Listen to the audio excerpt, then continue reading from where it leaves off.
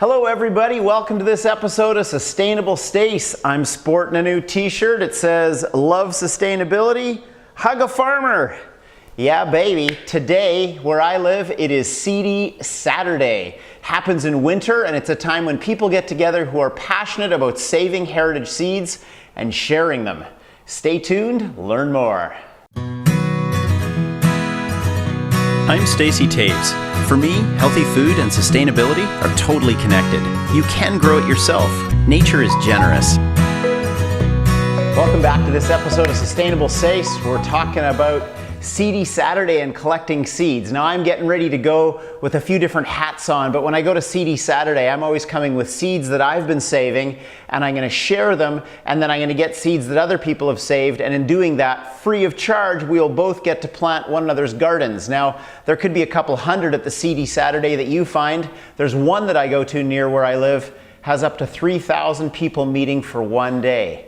One thing I've discovered traveling around the world and meeting farmers in different places, the more connected they are to saving seeds, the more robust their food system is and the more robust they want it to be.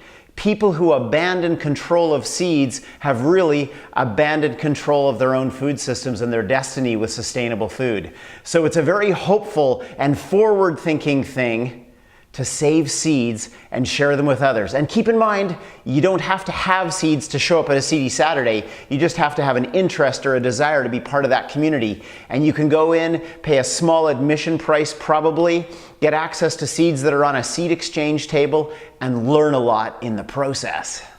So some of the things that I've armed myself with as I get ready to go to Seedy Saturday are some of the seeds that I've been saving from this past gardening season. So you can see here I've got some, you see it there? Sprouting broccoli. One of my faves in the garden, middle of winter. I'm still picking it. I've got another bag here. Purple kale. Oh yeah. You know I love beets. Winter keeper beets, got a lot of seeds from there. And then I'd squished out the seeds of a whole bunch of my best tomatoes this last year on cardboard, and when they dried out, there you go. It's an indeterminate type of beet, and it's small in size, and it's super sweet. Another one, a big beef that's also indeterminate. There's my seeds squished on there. I can plant some, but I can save some, and that's what I'm looking forward to today. Oh, it's so good to meet people, to learn about resources that make you a better gardener and someone who understands sustainable food systems better at Seedy Saturday. Okay, so I made it to Seedy Saturday in my area, the first of probably 3 that I'll attend over the next couple months. There's one in my area in January, another one that's much larger in February, and another one I just found out about today that's in March. I just want to show you a few of the things that I came upon and the resources I received. I went in as open-minded as I could, and I'm always surprised by what I learn. The first thing that was really cool is that someone was there who has a bay leaf tree, and she was cutting off sprigs of them like this, and she advised me what to do to root my own bay leaf tree. So I'm just gonna shave the bark off here a bit, dip it in willow water. I have a willow, so that shouldn't be too hard. Put it in some potting soil in a warm spot, probably on the top of my fridge, she suggested. I'm going to grow my own bay leaf tree for seasoning different foods that we cook. So that's a really cool find. When I went to the seed sharing table, I had a really good time. I found that the beets that I had brought were in high demand. No one else had brought beets to share. What I came away with today were some leeks, a variety that I've never grown before called Durabel.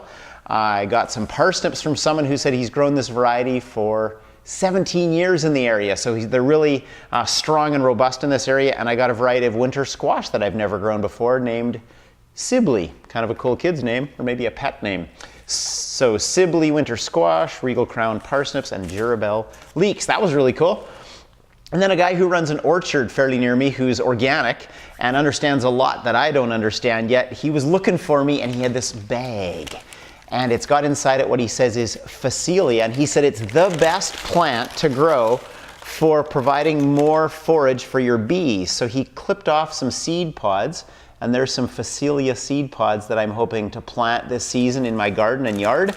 And thanks to Bob, now I'm going to learn about a new plant that my bees are going to love, and they're going to grab that nectar and make honey. And then I found out a lot more about gardening with native plants in my area, which is really important in restoring ecosystems. So I got a guidebook with all sorts of resources about gardening with native plants. And then I met a person who I've met a few times before who's an entomologist, and she's brilliant with understanding and identifying local pollinators, and she found me this book to select plants for pollinators in our area where I live on Vancouver Island. And then, like I'd mentioned, I found out this great information about another Seedy Saturday coming to where I live. So I got an info sheet on more Seedy Saturday. Look at that.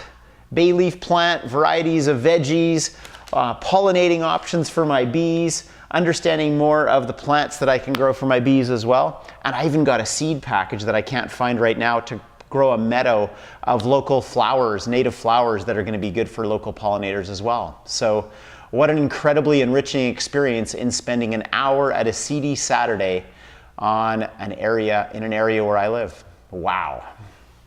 So guys, that's a wrap for this episode of Sustainable Stace talking about Seedy Saturday. And I just want to encourage you as a wrap to think about how interconnected thinking about and saving seeds is with a robust and healthy, sustainable-minded food system. Even a few seeds saved and shared goes a long way to strengthening and making more robust the food system we're part of. So if you've been watching this video on YouTube, I just want to encourage you down there in the bottom right of your screen to click on it so that you can subscribe to my YouTube channel, and every time there's more resources we put out on YouTube, you'll get an email in your inbox letting you know about it. So until next time, don't despair. Look for hopeful, helpful, healthy opportunities. Save seeds, and if you can at all in your area, find a Seedy Saturday.